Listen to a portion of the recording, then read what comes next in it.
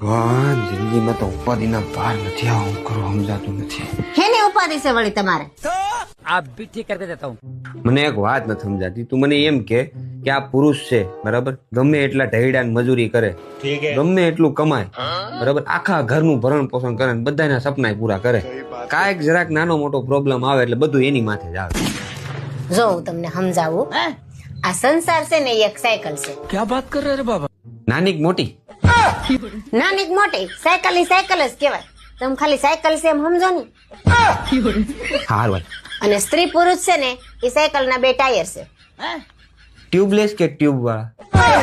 એ હવે ટ્યુબલેસ હોય કે ટ્યુબ વાળા હોય, ટાયર ને ટાયર જ કહેવાય.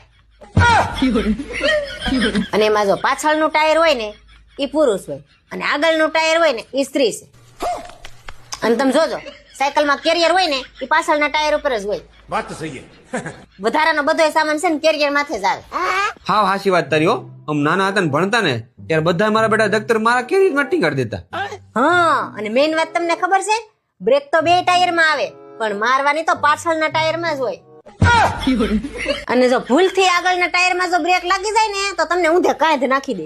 હું વાત કરીશ, હું ખુદ 2 ગોથલિયા મારી ગયેલો છું 2 વાર.